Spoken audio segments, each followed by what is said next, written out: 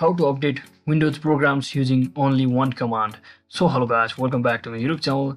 In this quick tutorial, I'll be showing you how you can easily update any programs using only one command now on Windows. So first thing first, just head over to search bar and simply search in for CMD and just open the CMD application.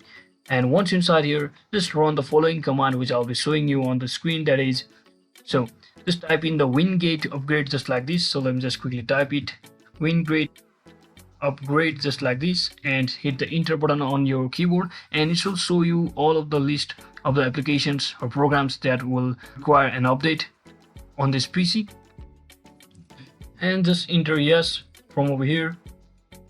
As you can see, it has listed all of the applications which requires an update from over here in my case. And now all you have to do, second thing, is just enter the following command, that is, there will be this time.